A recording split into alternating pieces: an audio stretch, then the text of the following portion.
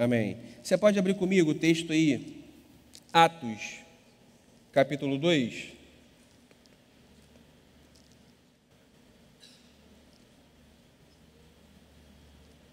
Atos, capítulo 2, a gente vai ler aí os versos de 1 a 13. Vamos lá, pode ser? Olha, diz assim o texto, hein? Chegando o dia de Pentecostes, estavam todos reunidos num só lugar. De repente veio do céu um som como de um vento muito forte e encheu toda a casa na qual estavam assentados. E viram o que parecia línguas de fogo, que se separaram e pousaram sobre cada um deles. Todos ficaram cheios do Espírito Santo e começaram a falar noutras línguas, conforme o Espírito os capacitava. Havia em Jerusalém judeus devotos a Deus, vindos de todas as nações do mundo. Ouvindo-se o som, ajuntou-se uma multidão que ficou perplexa, pois cada um os ouvia falar em sua própria língua. Atônitos e maravilhados, eles perguntavam: acaso não são galileus todos esses homens que estão falando?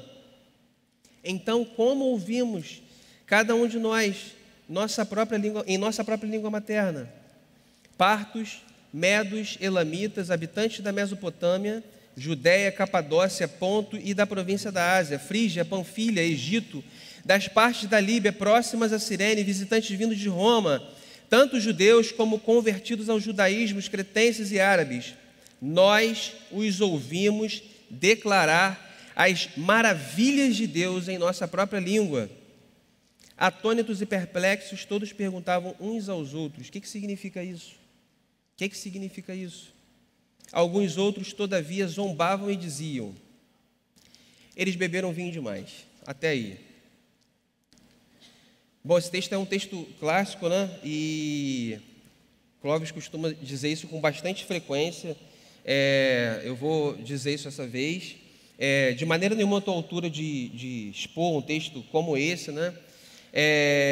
Tamanha maravilha desse texto, um momento assim extraordinário da vida do povo de Deus. Então, olha só, eu vou começar por outro caminho e a gente vai falando aqui conforme eu disse. A gente vive num tempo, numa época, eu não sei se isso é exclusivo dessa época, mas parece que isso é mais, hoje em dia isso acontece com mais frequência, com mais intensidade, vamos dizer assim, em que a gente é estimulado a acreditar no seguinte, que a gente pode fazer tudo aquilo que a gente desejar ou que a gente tiver como intenção. Mais ou menos assim, você quer ter determinada profissão, você quer trabalhar com determinado tipo de negócio, você quer ter algum bem material, você quer desenvolver alguma habilidade específica. Então a ideia é a seguinte: você pode, se você quiser, se você se dedicar, se você correr atrás, se você perseverar, se você acreditar, então você pode conseguir todas as coisas. Você pode, pelos seus próprios esforços, pelo seu próprio mérito, você pode alcançar seus objetivos. Então a ideia é a seguinte: cara, todas as possibilidades estão diante de todas as pessoas e está nas mãos de cada um construir a sua história, está nas mãos de cada um conquistar, construir, edificar, se destacar, ter sucesso, enfim, seja lá o que for. Então a ideia é essa. Uma vez eu estava conversando com um jovem, ele não está aqui hoje, aí o papo era um papo assim bem comum. Acho que ele começou a fazer aula de surf aqui na Itacoatiara. Aí eu, maneiro, né, tal, qual é o seu objetivo? Não, tal, quero aprender a surfar, porque, enfim, deu lá qualquer justificativa que eu não lembro. Aí, num dado momento, a conversa se desenvolveu e eu comentei alguma coisa nesse sentido, de que eu não poderia... cara, eu não sei, essa parada de surfar, eu acho que eu já passei um pouquinho da idade. Ele, não, você pode, afinal de contas, você pode tudo que você quiser. Aí eu instiguei, né, mas como assim? Tudo que você quiser, você pode. Tudo que eu quiser, eu posso? Pode, qualquer coisa. Aí, você então pode ser campeão de bodyboard, de surf, se você quiser? Posso, claro que eu posso ser. Eu falei: claro que você não pode ser, cara, tá maluco? Como é que você pode ser? Só porque você está falando que você pode ser? Só pela sua afirmação, o fato de você afirmar e acreditar que você pode ser isso aí, não significa que você vai... não, mas pode sim, porque Roberto Marinho fundou a Rede Globo com 65 anos e começou a me contar um monte de história, que na verdade é um monte de história que no meio de 1 bilhão de histórias são o mínimo da exceção do mínimo, do mínimo, do mínimo. O que eu quero dizer com tudo isso? Assim, vê se você concorda comigo. Você conhece uma galera, não conhece? Sim ou não?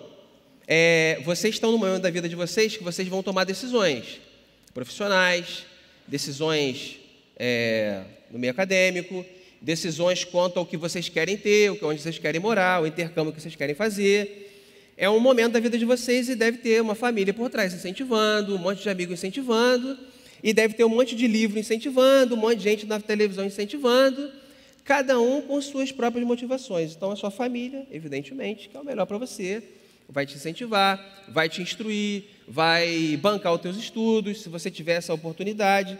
Então, é um ponto. Existe uma galera, meu amigo, que vive disso, vive de dizer para você que você pode todas as coisas, é um discurso maneiro. Afinal de contas, ninguém quer ouvir assim, pô, você não pode tudo que você quer ou você não vai conseguir. Esse discurso não é um discurso legal. O discurso da onda é que você pode todas as coisas. Cara, na boa, olha para o mundo real. É assim que funciona? Cara, no mundo que eu vivo não é assim que funciona, não. Todo mundo trabalha no que gosta? Todo mundo faz o que gostaria? Na boa. Calma aí, pô. Quantos jovens tem aqui? 200? Os 200 jovens aqui agora vão viver daquilo que gostam. Calma aí, cara. Isso não existe. Uma falácia. Olha para o mundo de verdade aí. É óbvio que não é assim. A gente vive num mundo caído, distorcido. Esse discurso não é um discurso... Esse discurso não se coaduna com a realidade dos fatos. Eu não estou dizendo que você não deva desejar, se esforçar, enfim, etc, etc. Eu não estou dizendo isso. Eu estou dizendo que quando se coloca a coisa de um jeito assim, não, quem acredita sempre alcança. Calma aí, pô. Desde quando é assim? Ah, mas que fulano... Beleza, eu também estudei 2 anos. 2 anos. Quem me conhece sabe a minha história. Eu estava lá, um belo dia da minha vida eu tive que parar. Afinal de contas eu queria casar, eu tinha que comer, eu tinha que sair da casa dos meus pais. Então, cara, o que eu fiz? Eu parei, comecei a estudar. Aí estudei 3 horas por dia, aí vi que estava pouco. Comecei a estudar 6, vi que estava pouco. Estava num curso, vi que estava fraco. Fui para um curso no Rio. Aí eu acordava às 8, comecei a acordar às 7, comecei a acordar às 6, comecei a acordar às 5. Aí eu fazia um curso de manhã, aí eu fazia um curso 3 vezes por semana, daqui a pouco eu fazia um curso todo dia na semana, daqui a pouco eu fazia o curso de manhã e de tarde, daqui a pouco eu estudava o dia inteiro. Então teve dias, cara, que eu acordei 7 da manhã e eu estudei até 11 horas da noite. Eu fiz isso durante 2 anos. Durante 2 anos eu fiz isso. Só eu que fiz isso. Eu estudei num curso no Rio, brother, que tinha turma lá que tinha 400 alunos. Tinha gente lá que não queria nada, 80% não quer nada, quer se enganar, paga o cursinho, vai lá, mas não vai passar em nada. Mas tem uma galera, meu amigo, que estuda a vera, estuda muito, se dedica, é sério, abre mão da família, abre mão de tudo, mas não passa, porque só tinha 50 vagas. Eu passei e uma galera não passou. E aí? Quem acredita sempre alcança? Quem se dedica de verdade com todo o coração vai conseguir? Cara, não necessariamente. Não necessariamente. Beleza? Tudo certo até aí? Então, olha só. O que eu percebo é que, às vezes, esse tipo de raciocínio, de mentalidade, essas coisas que a gente idealiza, a gente, às vezes, encontra isso dentro da igreja. Como assim? Houve um tempo da minha vida em que eu era mais novo e eu acreditava que eu, João, Clóvis e mais uma galera que é da minha geração, Miqueias, a gente podia fazer certas coisas na igreja e pelo nosso trabalho a gente conseguiria determinados resultados. Na verdade, a gente acreditava assim, a gente é capaz de fazer algo aqui que vai ser relevante e quando isso se realizar, as pessoas vão perceber e esse movimento vai se intensificar e a gente vai conseguir ter um sucesso nesse lugar. Não foi isso que aconteceu. Então, na verdade, a gente teve um tempo de vida, um tempo de caminhada cristã, onde a gente experimentou algumas coisas da parte de Deus, pela misericórdia dele, e a gente desejou e buscou outras coisas que não aconteceram e não se realizaram. Na verdade, a gente queria fazer algo diferente de todo mundo. Quem estava aqui no final de semana de treinamento, lembra que eu falei sobre a universalidade? Características, marcas da igreja.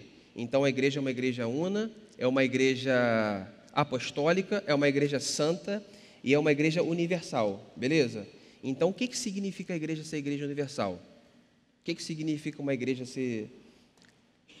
A gente chama de universal, vamos chamar de igreja católica, mas é nesse sentido. Significa que o que faz com que a gente seja uma igreja verdadeiramente cristã é aquilo que a gente tem em comum com outras igrejas verdadeiras espalhadas por toda a face da terra. Então, o que faz com que a igreja oceânica seja uma igreja verdadeiramente cristã é aquilo que ela tem de comum com outras igrejas verdadeiramente cristãs espalhadas pela face da terra. Entendeu a ideia? Então, a gente queria fazer alguma coisa diferente, quando, na verdade, o que caracteriza a gente como crente é aquilo que reconcilia a gente com Deus, e reconciliando a gente com Deus, reconcilia a gente com os demais filhos de Deus que foram reconciliados e integrados à família de Deus. Tranquilo até aí? Vamos em frente aqui? Esse texto que a gente leu, ele é um texto, assim, interessante, porque ele vai mostrar para a gente algumas coisas. Vai mostrar para a gente a origem da igreja, vai mostrar para a gente o que a igreja foi comissionada a fazer, e vai mostrar para a igreja vai mostrar para a gente como que a igreja faz isso. Então, o que a gente percebe nesse texto que a gente leu é que tudo é ação de Deus. Tudo é ação de Deus. Aqui não é a ação dos homens. Se você continuar lendo o texto de Atos, num determinado momento, Pedro e João estão falando lá no templo, estão respondendo aos doutores da lei lá, e às autoridades, e o que eles vão dizer? Calma aí, esses caras são iletrados, esses caras são ignorantes. Eles estavam com Jesus. Eles não têm condição de fazer isso aí. Esses camaradas, eles não têm condição. Ou seja, aqueles homens que Deus chamou, separou, eles por si só, por si mesmos, pelas suas capacidades, eles não poderiam fazer nada. Eles não tinham condições de pregar o Evangelho, de anunciar Jesus Cristo, se eles não tivessem verdadeiramente andado com Jesus Cristo. Então, o testemunho é esse: esses caras são iletrados, não tem condição. O que acontece é que, muitas vezes, tem uma galera que não está na igreja porque ela tem uma ideia do que a igreja não é. Ela olha para a igreja, ela olha para a televisão, ela olha para os exemplos que ela tem aí, para os jornais, e ela vai perceber o seguinte: se isso é igreja, eu estou fora disso aí. Então, olha só, algumas situações em que isso acontece. A igreja não é algo assim, estatal. Não é uma igreja do Estado, não é uma religião oficial. Assim, o camarada olha na televisão, aí tem lá o casamento do príncipe lá, que eu esqueci o nome dele, lá no Reino Unido. Todo mundo viu o casamento, né? Sim ou não? Ninguém viu esse casamento? Que isso? Alguém citou a pregação do pastor aqui, enfim, beleza, ninguém viu, tudo certo. Acredita em mim, o cara casou. Então, assim, a religião oficial lá do país deles, eles são aquela religião ali, eles são cristãos, beleza, são cristãos. Então, cara, no dia do casamento teve uma cerimônia cristã. Então, para muita gente, essa ideia de cristianismo está associado a momentos oficiais. Isso não é cristianismo, Para outras pessoas, cristianismo é uma formalidade. Fulano vai casar onde? 90% das pessoas vão casar na igreja. É melhor que no cartório. O cartório é um pouquinho mais chato, né? Eu casei no cartório e eu quase fui de bermuda e chinelo, porque e eu casei depois, né? Teve um culto e tal. Então, para mim, o que estava valendo era aquilo ali. E é o seguinte, mas para muita gente, cara, a igreja é um lugar que você vai o quê? Quando alguém está casando, ou quando alguém tem um funeral, né? Morreu alguém, aí tem lá uma cerimônia fúnebre, chama um padre, chama um pastor, chama um religioso, chama um irmão da igreja. Então, para muitas pessoas, o cristianismo é isso, a igreja é isso, a igreja não é isso, beleza? Há quem queira tornar o culto vibrante, há quem queira entreter as pessoas. Então, olha só, aí eu vou ser bem breve aqui. As respostas mais comuns no mundo de hoje ao que seria uma igreja saudável, que é o tema aí do nosso final de semana de treinamento, as respostas mais comuns são 3. Uma resposta liberal, teologia liberal, que não acredita na mesma coisa que a gente acredita, beleza? Se você encontrar com um teólogo liberal aí, sai correndo, ele não... Ou então você prega para ele, que ele tem que se converter. A ideia é o seguinte, gente inteligente não pode acreditar que a Bíblia seja verdadeira, beleza? Resumindo, a teologia liberal é isso aí. Se o cara é inteligente, não tem como ele acreditar que a Bíblia seja verdadeira, então ele vai adaptar a Bíblia de tal forma que a Bíblia tem alegoria, a Bíblia tem o quê? Fantasia, Jesus ressuscitou no coração dos discípulos. Então, beleza, a Bíblia não é verdadeira. Um outro grupo é um grupo voltado para o cliente. O que a gente pode fazer para atrair a galera? O que a gente pode fazer que vai ser assim... Pô, que parada maneira, isso aí é um diferencial. O que o pessoal aí fora curte, que as outras igrejas estão fazendo, a gente vai fazer aqui e essa galera vai vir. É um segundo grupo voltado para o cliente. O terceiro grupo é um grupo assim tradicional. O que seria esse grupo tradicional? A galera crente, vem à igreja, o avô era crente, o pai é crente, eu sou crente, meu filho é crente, a gente batiza. A gente se encontra aqui todo domingo, a gente se reúne nesse lugar com uma expectativa de que a palavra de Deus seja pregada e de que as pessoas se convertam e permaneçam na igreja. Beleza? É assim, é uma cruzada evangelística. Sábado no Gol. Vai ter um louvor, Felipe vai pregar, Clóvis. A galera vem aqui, pô, aí vai se converter.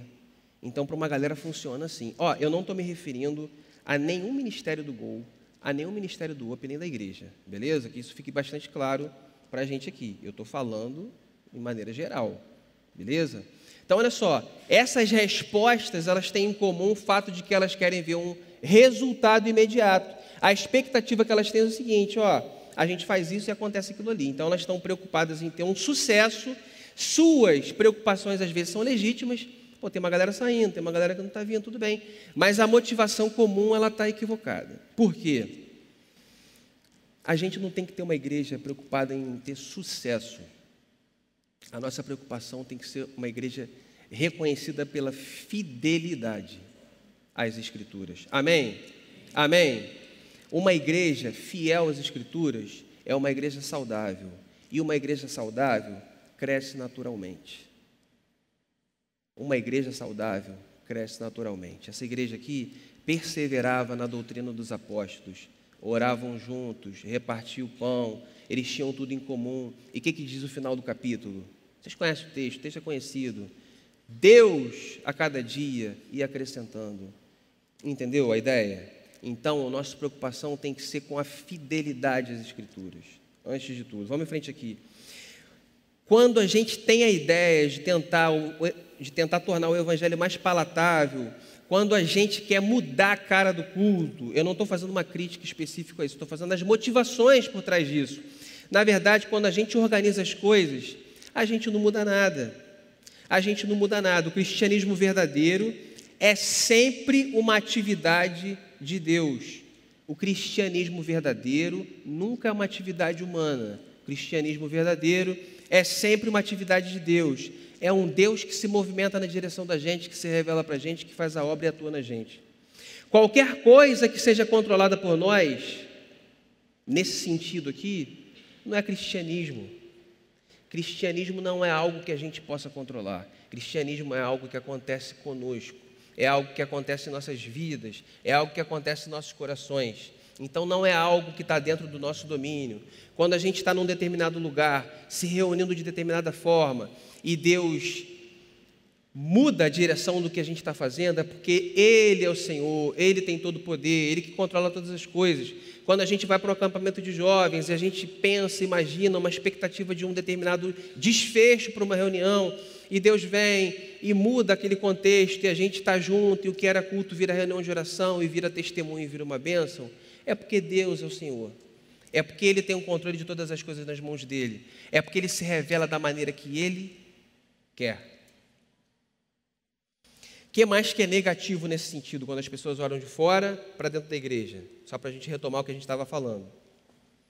É possível que a gente esteja, por exemplo, cultuando a um Deus desconhecido. Lembra quando Paulo vai lá em Atenas, sei lá onde, aí tinha um monte de imagem para deuses, todo tipo de Deus, Deus de tudo quanto é coisa, e tinha um lugarzinho lá reservado, os filósofos separaram assim, ó, pode ser que a gente tenha esquecido alguma coisa, então aqui é para o Deus desconhecido.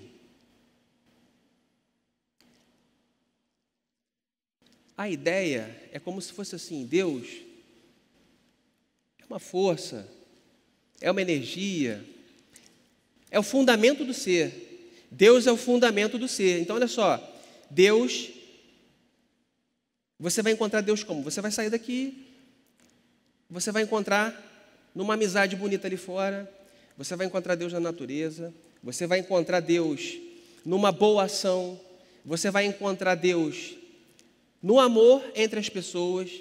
É assim que você vai encontrar Deus.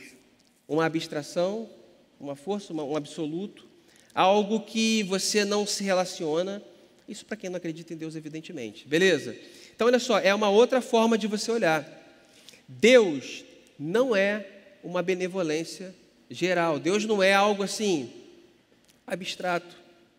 Você pensa que Deus é alguém assim distante? Como é que você tem? O que você pensa quando você pensa em Deus? Deus, você pensa em quê? O que você pensa quando você pensa em Deus? O que isso traz ao seu coração?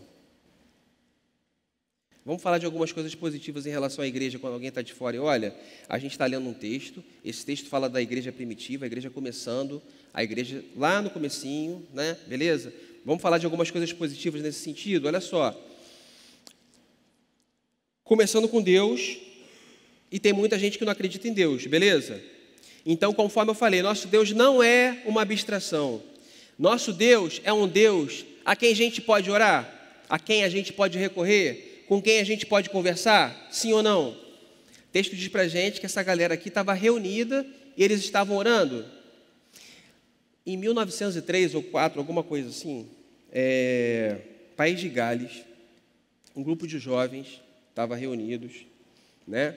E depois de alguns dias orando e buscando a presença de Deus, o pastor lá estimulou que eles, de alguma maneira, declarassem o que Jesus significava na vida deles.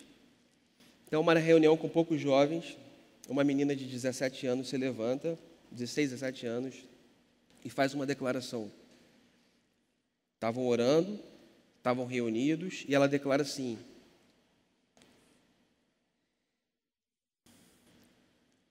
eu amo Jesus de todo o meu coração.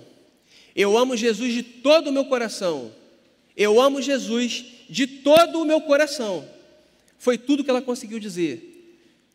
E foi tudo que ela precisava dizer. A história conta que a partir dessa declaração dessa menina, dessa reunião pequena de jovens que se reuniram para orar, essa afirmação nessa reunião de oração, a partir de então teve um irromper do Espírito Santo, o Espírito se derramou naquele lugar, e para quem fez o módulo de avivamento ano passado, retrasado, o negócio se expandiu, o fogo se alastrou, vidas foram convertidas, mudou toda a história de uma cidade, de um lugar, de um país, de tal forma que foi o maior avivamento do início do século XX. Não teve naquele ano campeonato de futebol. As prisões estavam vazias. O comércio. O cara tem uma loja, ele quer vender uma parada para ganhar um dinheiro, beleza? Fechava mais cedo para o pessoal ir para a reunião de oração. O que aconteceu naquela igreja, naquele lugar? Um grupo de jovens se reuniu, orou, buscou a presença de Deus, teve convicção de pecado, o Espírito Santo se derramou e veio um avivamento naquele lugar. Nosso Deus é uma pessoa a quem a gente pode orar, nosso Deus é vivo, nosso Jesus é o ápice da revelação. Deixa eu fazer um outro comentário aqui. Deus sempre existiu, Deus nunca foi criado por ninguém, nunca teve um começo, nunca houve nada antes dele, nunca houve um tempo em que ele não tenha existido. Ele sempre existiu, justo, perfeito, bom, eterno, maravilhoso, poderoso, perfeito em si mesmo, não tinha necessidade de nada, ele sempre existiu. Num determinado momento, esse Deus cria do nada todas as coisas, beleza? Esse Deus cria do nada todas as coisas, e quando ele faz isso, quando o nosso Deus faz isso, ele revela algo a respeito de si mesmo. Deus revela algo a respeito de si mesmo. Na criação, criou cada um conforme a sua espécie, cada animal conforme a sua espécie, cada planta conforme a sua espécie. E quando ele faz o homem e a mulher, como é que ele faz? Ele cria o homem à sua imagem. Ele cria o homem à sua imagem. Criou um homem, criou a mulher, eram dois. E eles tinham capacidade de reproduzir, fazer outros seres humanos e outros seres humanos. E esses seres humanos juntos refletem a glória de Deus. Esses seres humanos, quando são reconciliados com Deus, e quando reconciliados com Deus, são reconciliados com os demais filhos da família de Deus, juntos eles revelam a glória de Deus. Existem alguns aspectos da imagem de Deus que você só pode refletir e revelar junto. Não tem como fazer sozinho. Tem que estar junto, meu amigo. Tem que estar junto o tempo todo. Sua vida é para quê? Sua vida é para quem? Eu quero insistir nessa questão. O lugar de você estar é junto. É junto. Me procurou um jovem essa semana aí, e a dificuldade era o seguinte: pô, cara, eu estou preocupado porque eu vou ficar sozinho, em razão de uma situação de família, enfim. E ele não queria ficar sozinho, porque sozinho é ruim. Não é bom que o homem esteja só. Não é bom que o homem esteja só. Cara, o que eu falei para ele? Cara, fica junto com alguém. Olha quantas pessoas tem na igreja, olha quantos jovens, quantos adolescentes. Você tem que estar junto com alguém, cara, o tempo todo. Tem que estar junto para não cair. E junto você não vai pensar aquilo que você não deveria pensar, você vai pensar aquilo que glorifica Jesus. A gente se ajuda. Eu, você e Jesus Cristo. Não é isso que diz o texto lá, o cordão de 2 dobras, 3 dobras. Tem que estar junto, cara. Então, Deus se revela no fato de a gente ser imagem e semelhança dele. Agora, olha só, por mais que você ache Itacoatiara a praia mais linda do mundo, sua esposa a esposa mais linda do mundo, seu filho, não tem ninguém com filho aqui, só eu. Tem alguém com filho aí? O filho mais lindo do mundo, meu filho é o filho mais lindo do mundo. Por mais que eu ame certas coisas, admire que eu mais, por mais que eu entenda que alguns presentes que Deus me deu, eles são assim maravilhosos e me fazem levantar de manhã e agradecer.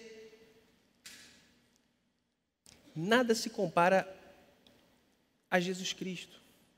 Nada se compara a Jesus Cristo, a revelação maior de Deus. Jesus Cristo é o ápice da revelação. Cara, esse Deus de quem a gente está falando associou seu nome, associou sua glória, seu nome glorioso, à sua igreja. Lembra que ele existia? Perfeito, eterno, justo, não tinha necessidade de nada?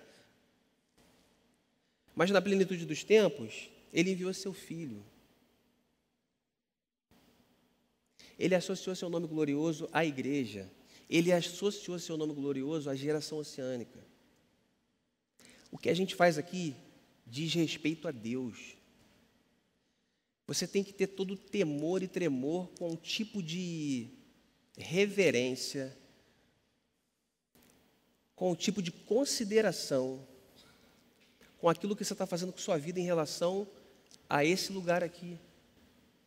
Um lugar para o qual Jesus te chamou. Que história é essa?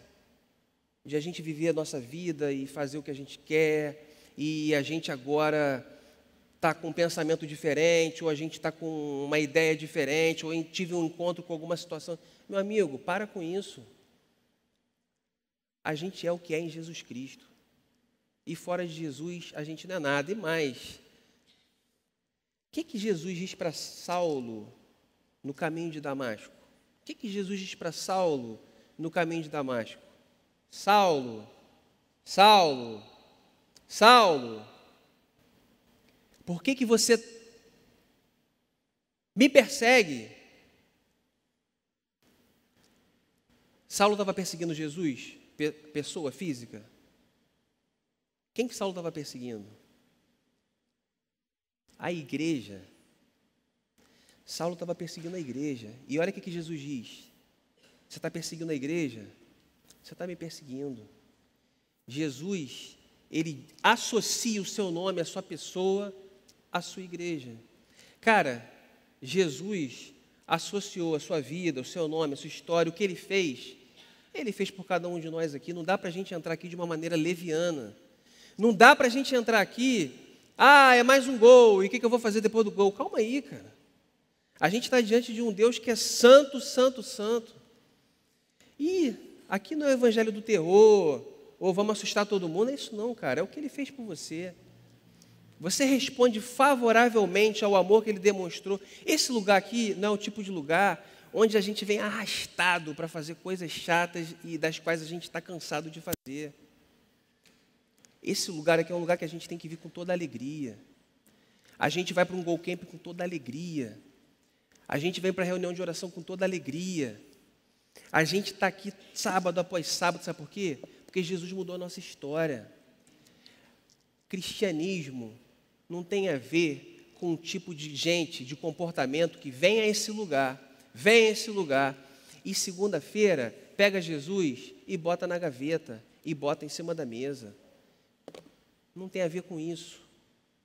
O evangelho do reino é milagre, é transformação, não tem nada a ver com formalidade, não tem nada a ver com discursos teóricos, é vida.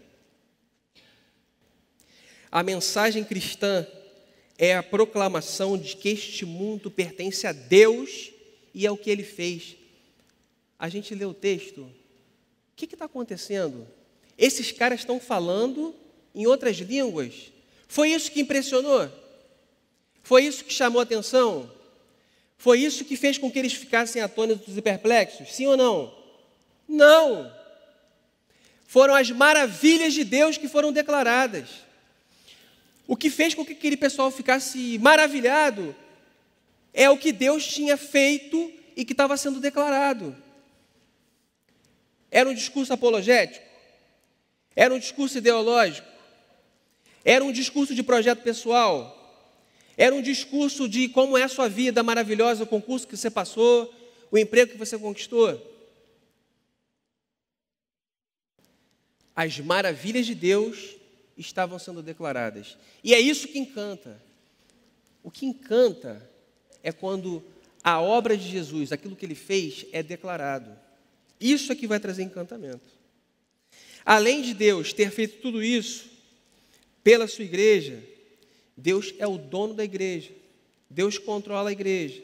Deus controla o mundo. Deus controla o universo. Ele tem todo o poder. Salmo 104 vai dizer assim: Ele dá respiração a tudo que existe.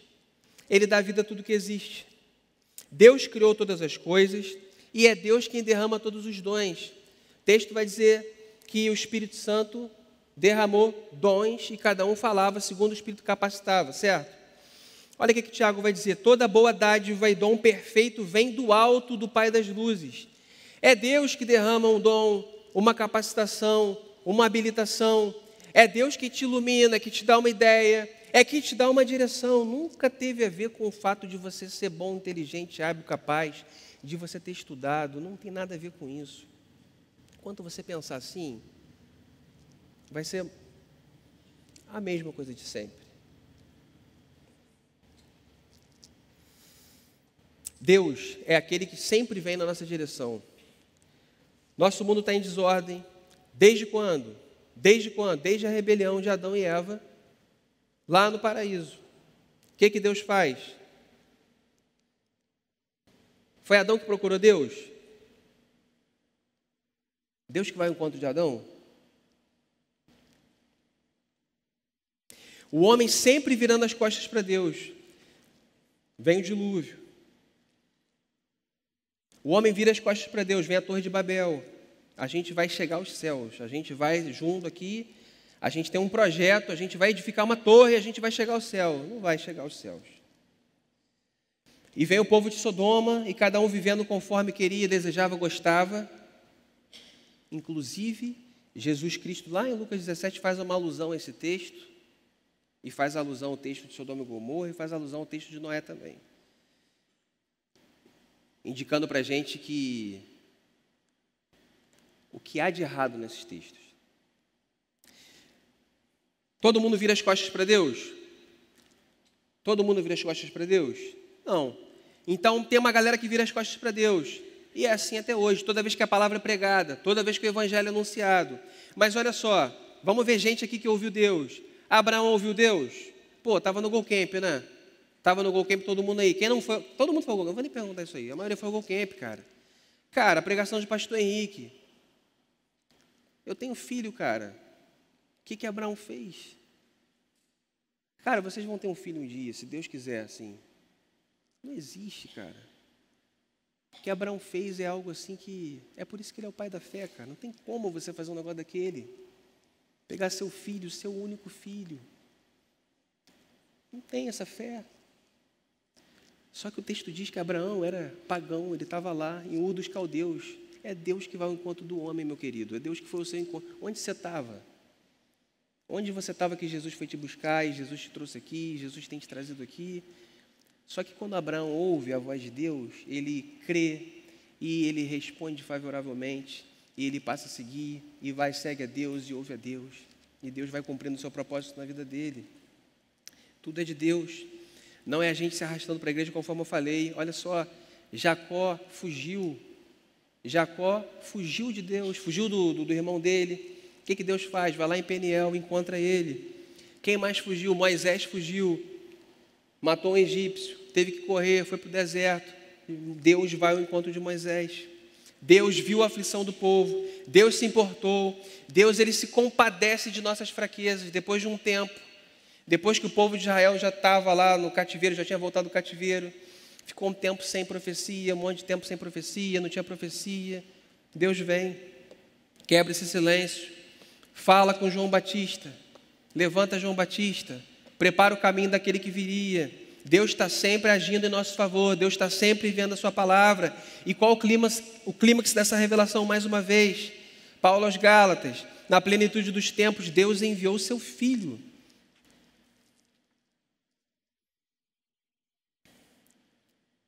Cristianismo tem a ver com o tipo de igreja onde Deus se revela, atua, transforma e age.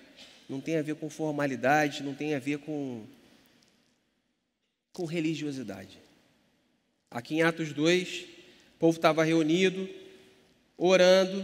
O que acontece aqui? Jesus vira e diz assim, olha só. Jesus vai para o céu, ele abençoa os seus discípulos e dá a seguinte direção: permaneçam aqui, não saiam daqui, e eu vou enviar o Espírito Santo. O que acontece? Aquele grupo de pessoas fez o quê? Fez o que Jesus mandou, permaneceu. É simples assim. Às vezes a gente quer resultados assim maravilhosos e a gente quer coisas extraordinárias. Na sua vida, você tem que, em primeiro lugar, observar, você está fazendo o que Jesus está mandando? Esse povo aqui fez o que Jesus mandou. Permaneceu. E eles estavam juntos fazendo o quê? Orando, buscando a presença de Deus. E Deus vai e derrama o Espírito Santo. Você ora por essas coisas? Você tem a expectativa de repente, você vê na reunião de oração, cara, pode acontecer um mover de Deus ali? Qual é a expectativa que está no seu coração? A gente reunido no nome dele, algo diferente pode acontecer? Deus é aquele Deus que continua agindo. Por que sua igreja não morre? Por que sua igreja já existe desde sempre, desde 2000 anos, existe, continua existindo? Contra toda oposição, contra todo desvio, Deus vai, levanta e vai na reforma e ilumina as mentes, e levanta de novo, traz a igreja para a direção certa, e a igreja vai enfrentando oposição. Por que a igreja não morre? Porque Deus continua agindo na história da sua igreja.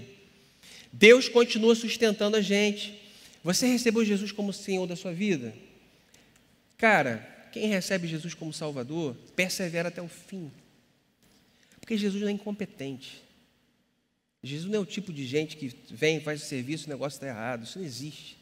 A obra dele é perfeita. Então, aquilo que a gente chama de perseverança dos santos. Reconheceu Jesus como Salvador? Cara, a gente vai junto nessa parada até o fim. Ah, mas tem um brother ali que um dia foi lá, levantou a mão, foi batizado e está na maluquice e morreu na maluquice. Cara, de repente ele nunca conheceu Jesus, brother. De repente ele nunca conheceu Jesus, porque quem conhece Jesus é um milagre, é um mistério, mas a sua vida é transformada. Transformação de vida. Isso é cristianismo. Formalismo não tem nada a ver com o que Jesus ensinou. Por que Deus envia o vento? O povo estava reunido, ouviram um som, desceu um vento. Por que Deus envia esse vento? Deus age para a salvação daqueles que são seus, amém? Deus age para a salvação daqueles que são seus, amém? Amém, cara, amém, graças a Deus, é Ele que age. Deus vem com poder, Ele entra na nossa história, Ele se derrama sobre nós, Ele convence a gente, Ele faz toda a obra e a gente responde favoravelmente a Ele. A nossa única esperança é que um Deus existe, esse Deus vem até nós, se revelou na pessoa do seu Filho e oferece de graça para a gente salvação. A mensagem diz que você precisa ser salvo, é a mesma mensagem que diz que os meios para a sua salvação estão na pessoa de Jesus. O que você precisa fazer para ser salvo? Crer. É de graça. Foi de graça. Para a gente é de graça. Não adianta a gente fazer aquilo que é bom. Não adianta a gente dizer que pode ajudar. Não adianta a gente querer se envolver em nenhum tipo de trabalho que, em tese, tenha como objetivo o reino, se a gente é dominado pelos nossos desejos. A nossa maneira de agir, a nossa maneira de pensar, não tem condição de realizar nada. Como visitantes de Jerusalém, as pessoas perguntavam assim: o que é isso? O que está acontecendo? Os caras estão falando numa outra língua, eu estou entendendo. O que está acontecendo? O que é isso? A gente não tem condição de responder ao agir transformador de Deus nas nossas vidas. É poderoso, é transformador, muda a nossa vida, muda a nossa história, ou seja, é algo que não temos condição de entender. Você pode mensurar o que Jesus fez na sua vida? Você pode compreender toda a obra que Ele fez na sua vida? Não tem como. Você não tem noção do que Deus fez por você. Você crê em Jesus de todo o seu coração? Você crê que Jesus é o Filho de Deus? Você crê que Jesus Cristo enviou o Espírito Santo para habitar dentro de você? A gente crê. E muito do que a gente crê pela fé. É algo além do nosso entendimento. Se a gente controla aquilo que a gente diz que crê, aquilo que a gente diz que é a nossa religião, isso não é cristianismo. Não pode ser, nunca será. O texto diz que a igreja pregava, nesse mesmo capítulo, a igreja pregava e 3.000 foram acrescentados. Se você for ver a pregação de Pedro, ele vai citar os profetas, vai citar Joel, vai explicar o que está acontecendo. Olha só, os caras estão bêbados, 9 horas da manhã, não é isso, cara. O que está acontecendo aí? É o que foi escrito pelo profeta Joel, e etc. O que ele prega ali? Ele prega a palavra de Deus. Ele anuncia a verdade de Deus. Então agora esses homens que estão zombando, calma aí. que a gente tem que fazer para ser salvo? Vou agora concluir. Alguma vez Deus visitou você? Deus já te visitou como Ele fez com Moisés? Como Ele fez com Elias? Como Ele fez com Jacó? Você alguma vez sentiu o toque de Deus na sua alma? Você já sentiu o toque de Deus na sua alma? Já sentiu Deus falando com você? Você sente que Deus entrou na sua vida e fez algo que você não podia fazer? Você já teve esse momento na sua vida? Deus entrou na sua história e fez algo, cara, que você não podia fazer. Se você entende que Deus fez algo na sua vida, se você entende que Deus fez algo na sua vida, você é cristão. Agora, se tudo que você tem para dizer se relaciona com você, com o que você faz, com o que você pensa, então você precisa conhecer Jesus. Porque cristianismo diz respeito à pessoa de Jesus Cristo, a declarar as maravilhas de Jesus Cristo. Não precisa ser um vento, não precisa ser um som, mas sempre vai ser o poder de Deus. Sempre vai ser o poder de Deus. Sempre vai ser a mão de Deus. Sempre vai ser o conhecimento de Deus, do que Ele fez, de que Ele veio até você, na pessoa do Filho dEle, se revelou a você, para te salvar e para te fazer livre. Nossas capacidades nunca serão aquilo que a gente necessita para fazer a obra de Jesus. Nunca serão. Depender de você não vai ter obra nenhuma. O verdadeiro milagre é ouvir as maravilhas de Deus. Esse é o verdadeiro milagre. É você declarar com a sua boca o que Deus fez. Esse é o verdadeiro milagre. 3.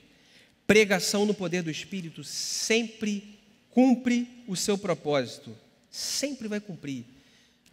Aqueles que não vão receber, aqueles que vão receber, e em todos esses casos, o propósito de Jesus sempre vai se cumprir, porque a promessa é para todos quantos o Senhor chamar. Amém? Vamos orar? Jesus querido, esse grupo de jovens que se reúne no seu nome, esse grupo foi comprado por um alto preço. Você entregou a sua vida na cruz por cada um deles. Não existe história mais linda que eles possam compartilhar. Não existe algo mais maravilhoso que eles possam encontrar. Deus, que Teu Espírito Santo, Senhor, ilumine nosso coração, ilumine a nossa mente, coloque essas verdades dentro de nós e que a gente simplesmente obedeça a Tua palavra, Senhor. Que a gente seja reconhecido por um grupo de jovens que se reúne e que tem como marca principal a fidelidade a Jesus Cristo. O sucesso desse lugar é a fidelidade à pessoa de Jesus Cristo. Faz essa obra, Jesus. Essa obra é a obra que só você pode fazer. Não permita que a gente se perca no caminho, tentando colocar aquilo que a gente acredita que vai ser bom, tentando impor uma maneira de pensar e, pior, acreditando que a gente pode fazer. Em nome de Jesus, tire esse pensamento de nós, Senhor. A gente que não tem parte com nada disso, Senhor, a gente quer responder igual a Jesus. A gente depende somente de você, Senhor.